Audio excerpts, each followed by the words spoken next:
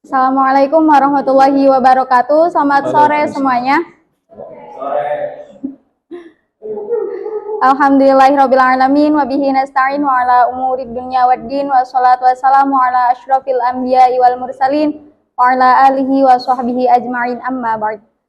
Puji syukur kami panjatkan kepada Ilahi Robbi yang telah membawa kita dari zaman kegelapan hingga zaman keterang benderang ini.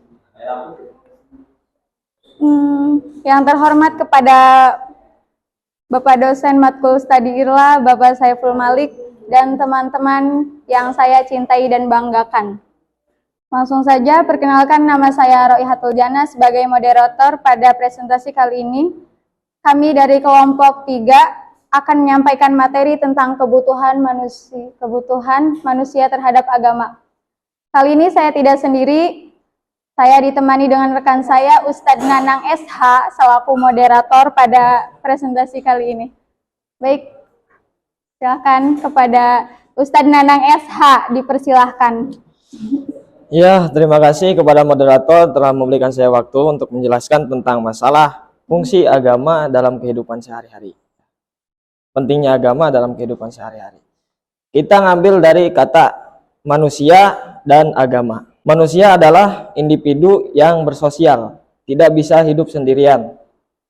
Kita memerlukan teman dan juga memerlukan hubungan sesama manusia maupun dengan alam. Dengan alam itu contohnya kita dengan hewan, dengan tumbuhan, dan lain sebagainya. Fungsi agama merupakan pedoman dalam hidup kita yang isinya itu ada tentang sikap kita terhadap Tuhan, sikap kita terhadap manusia, yang bisa memenuhi solidaritas kita terhadap semua makhluk ya. Agama juga merupakan pedoman hidup yang Tuhan berikan kepada kita melalui Nabi kita Nabi Muhammad SAW yang sampai saat ini kita masih memeluknya, karena orang hidup itu harus mempunyai agama ya. Pentingnya agama itu salah satunya bisa mendorong kita untuk bermasyarakat dan juga bisa menjadi bekal kita yang akan dipertanggungjawabkan nanti ya. Ada beberapa bab yang penting di sini terkait pengertian agama. Agama adalah aspek fundamental dalam kehidupan manusia yang tidak hanya berfungsi sebagai sistem keyakinan, tetapi juga sebagai pegangan moral dan etika. Kata agama berasal dari Sanskerta yang diambil dari kata a yang artinya tidak dan gama kacau. Jika seseorang tidak mempunyai agama, maka hidupnya akan kacau ya. Begitu pula sebaliknya, jika manusia itu mempunyai agama, maka dia mempunyai tujuan hidup. Tujuan hidup kita asal dari mana dan bertujuan kemana gitu ya. Agama juga memiliki beberapa fungsi. 1 fungsi psikologis, 2 fungsi sosial, 3 fungsi moral dan etika. Untuk fungsi psikologis, agama berperan sebagai penyedia rasa aman, ketenangan, dan kedamaian batin bagi manusia. Fungsi sosial, agama berperan penting dan membentuk norma-norma sosial dan moral yang diterima dalam masyarakat. Untuk fungsi moral dan etika, agama menjadi panduan moral dan ajaran-ajaran agama yang memberikan pedoman tentang apa yang benar dan salah. Ya, cukup sekian. Barangkali ada yang mau ditanyakan, silahkan. Baik, acara selanjutnya yaitu sesi tanya jawab. Kami akan memberikan 2 kesempatan untuk penanya. Silahkan bagi yang ingin bertanya.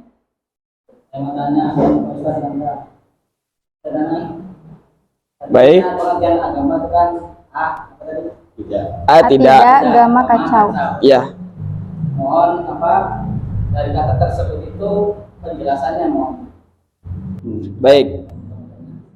Baik, terima kasih kepada Pak Ato yang sudah bertanya. Ada lagi? Satu lagi. Baik, sebelumnya perkenalkan saya Abdillah Setiawan, saya kemudian jamaah majlis amin ini.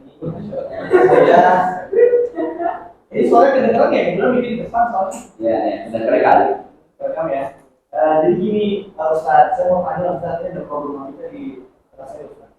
Dia tuh Islam Ustaz, tapi KTP Ustaz.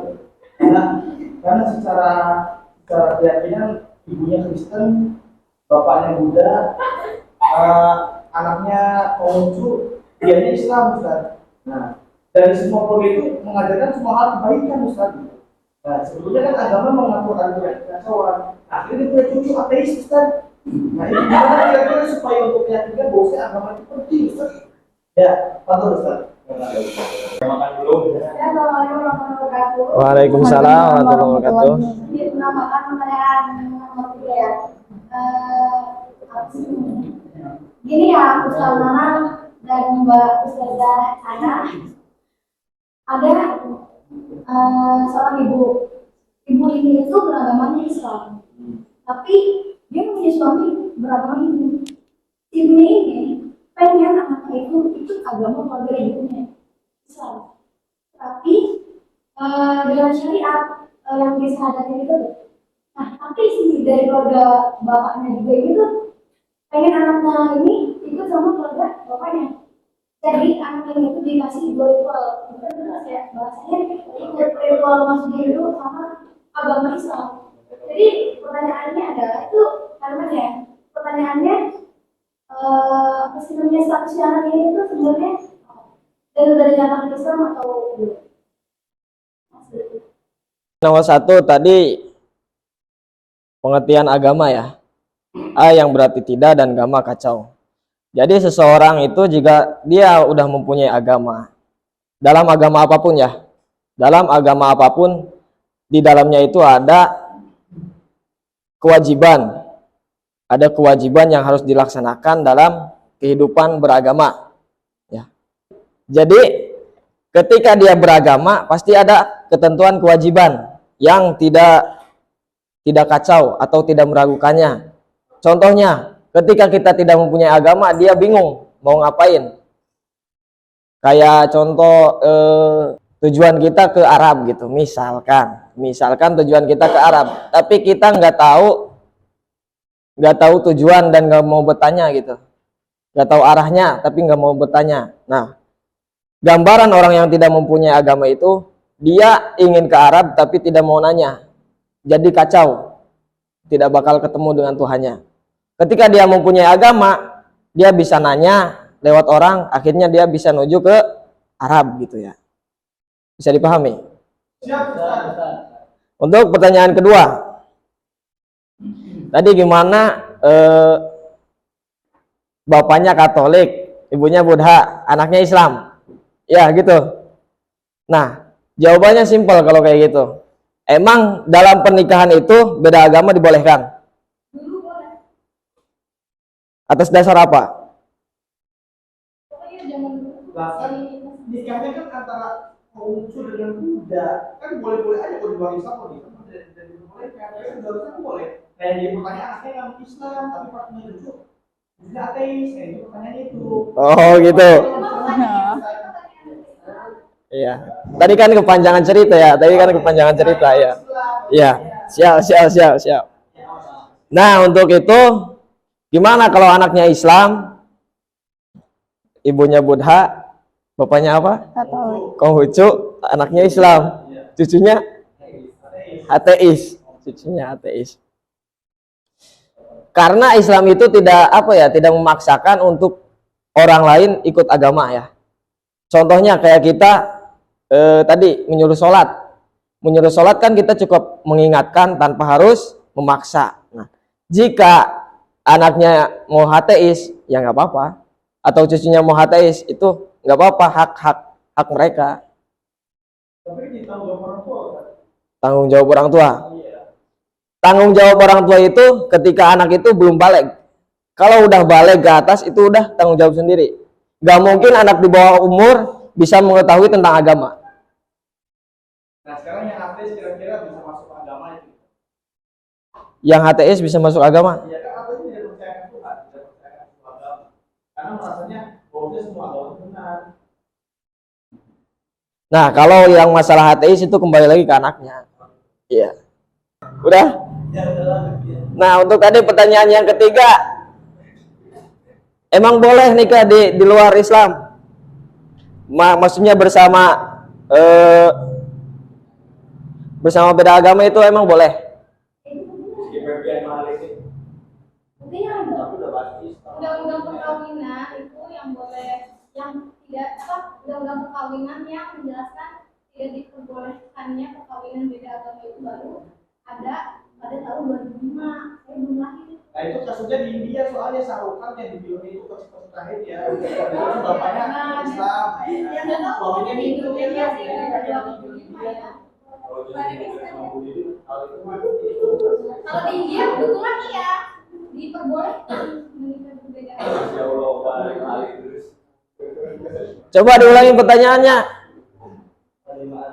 Intan, pertanyaannya coba diulang.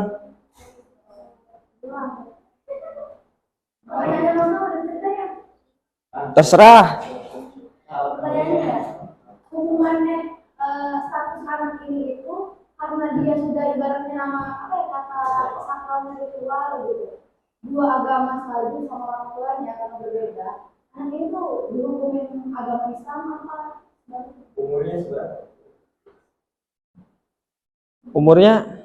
Umurnya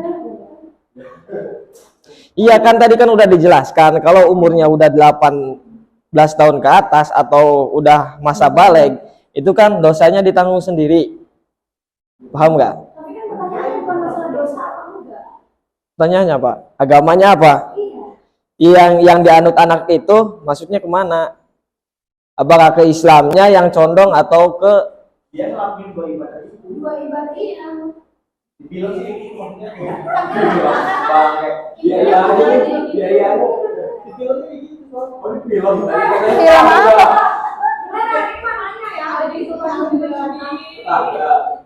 Di Jakarta atau di Cirebon? jadi anak itu agamanya apa? Gitu. Jadi gimana? Apakah anak ini masuk Islam atau Hindu? Apakah agama ayahnya? Ya KTP-nya. Sedangkan anak ini itu kan ritual biasanya kalau orang-orang Jakarta sana itu baru cepat ada tuh anak tuh diikutin ritual yang misalkan baca syahadat itu kan bagus mungkin nggak bisa ya. Kan kalau ritual orang-orang kayak selain agama Islam kan itu ada baptis. Oh, baptis ya. Bukan diseluruhin juga di Palembang. Itu yang baru jadi ini kayak gitu Kak. Oke. Tapi mungkin sih ya itu karena itu mungkin kayak dia belum ngerti agamanya juga dan dia tuh belum ada kayak bisa milih agama yang dia mau itu apa. Nah pas nanti dia mau buat identitas dia baru di situ dia bisa milih. Nah kira-kira dia mau ikut ayahnya atau bundanya. Tapi agama itu bisa Berarti kata saya itu agamanya bapaknya soalnya kalau kita di sana kan nggak boleh itu ya nggak boleh melakukan apa nih melakukan Bukan intim. semakin ke sini semakin di sana begini semakin ke sini semakin iya jadi kalau di sana nggak boleh melakukan kasus buku papa itu ya wah berarti dalam Islam bapaknya ada dari Islam nanti yang wali ini siapa? oke ada wali hati udah kita ada wali betul dulu aja sedikit Mau dijawab apa, Pak? ya